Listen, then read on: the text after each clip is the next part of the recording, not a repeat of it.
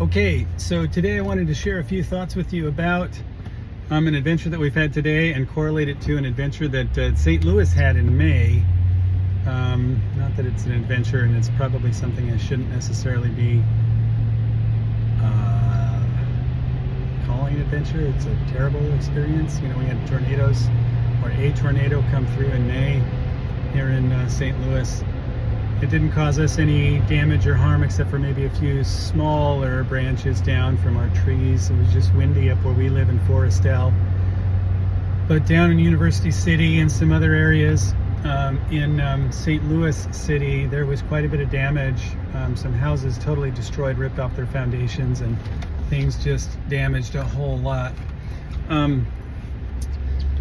And interestingly enough, the tornado sirens last month in May, just 2 or 3 weeks ago, did not go off, meaning they were not activated.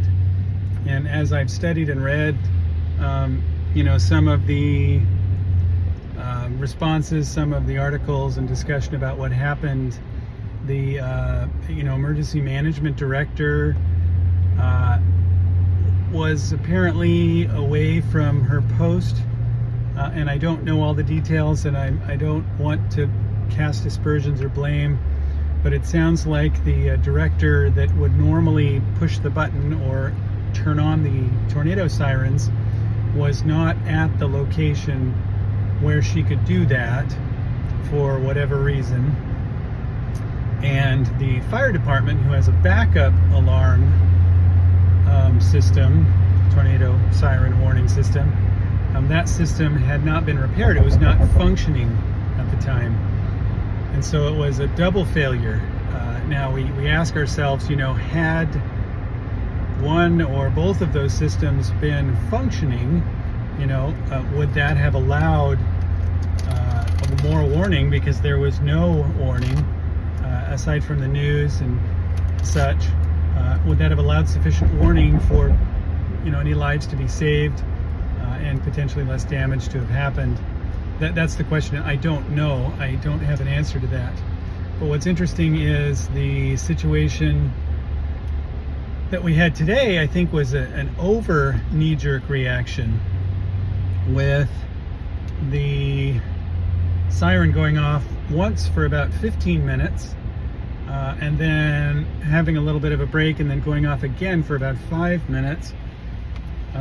And so what's happened, I believe, is St. Louis, and this is common for us. If we underreact once, the next time we may, not that we'll overreact, but we may be more sensitive to a given situation because of a previous injury or a previous bad experience.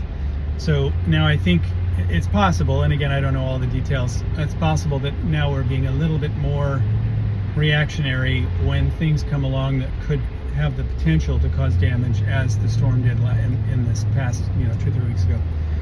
So why do I bring that up? I wanted to share a few thoughts about it because I feel like it's important that we put fail-safes in place, and that we're where we should be when we should be there.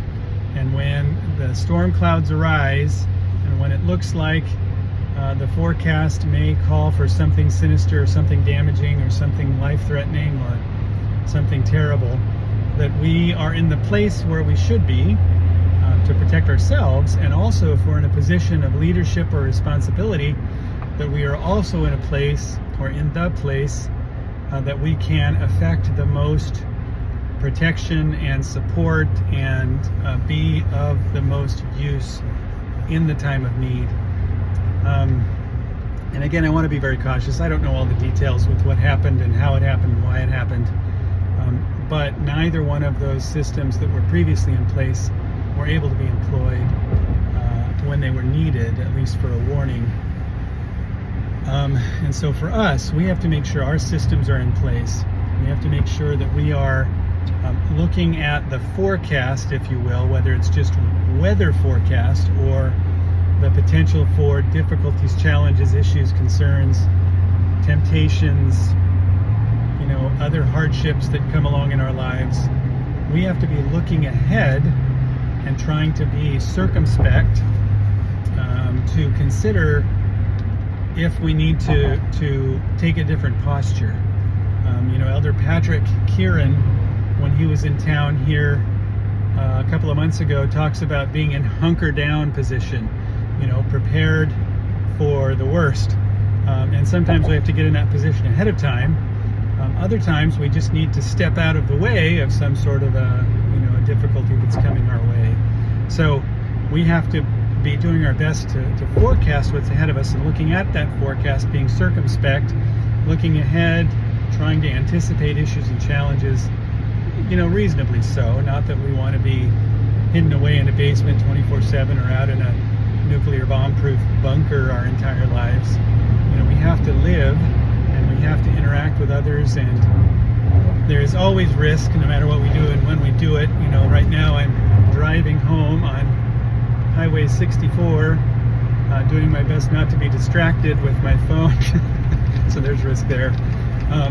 But we have to put our appropriate warnings and alarms in place, the systems in place that give us appropriate warnings and alarms, be attentive to them, and then when the time comes, if we're in a position of trust or leadership or responsibility, we've got to do our best to be where we need to be when we need to be there, because lives are at stake, whether it's actual life, from an injury or from a storm or from whatever it is, safety or a tree falling or something, or whether it's a spiritual or a mental or emotional injury because of something that we didn't do, or something that we did do because we weren't paying attention and weren't heeding the warnings. So that's my thought for you today, out there in YouTube, Instagram, Facebook land, social media world, is we've got to put ourselves in a place where we're prepared, we're anticipating what's ahead of us, we have procedures and processes in place, we're heeding warnings, we're paying attention, we don't have our head in the sand, we're not totally engaged in doing something that distracts us entirely from those things that are most important. And above and beyond that, that we are doing what we should be when we should be doing it. And that just requires doing your best to be circumspect is the word I've used. I think that's the third time, maybe the fourth time. To watch around us. When I teach my kids to drive, I've taught 4 kids, 3 daughters so far. I have 1 more daughter to teach to drive. My favorite thing to say to them is, you can't prevent all accidents, but almost all accidents can be prevented by being aware of what's happening around you. Almost all accidents can be prevented. Almost all. So the more we are aware of what's happening around us, the more we can prevent ourselves from falling into a situation that, is damaging or hurtful or leads us down a pathway that we want to avoid. In addition to that, the more we can be where we need to be to help and support other people, the better off we and they will be as a result of our being prepared. The old Scout motto, be prepared. So thanks again for tuning in and watching. Hopefully this has been helpful, uplifting, and encouraging. The good news is we can do this, and with some support and help and the encouragement of the Spirit and our Savior Jesus Christ, there is nothing that we can't accomplish. And with our hearts in the right place, our feet moving forward down the right pathways, and our hands helping others, I think we can do so much that will bring us personal fulfillment and bless the lives of other people. Thanks so much.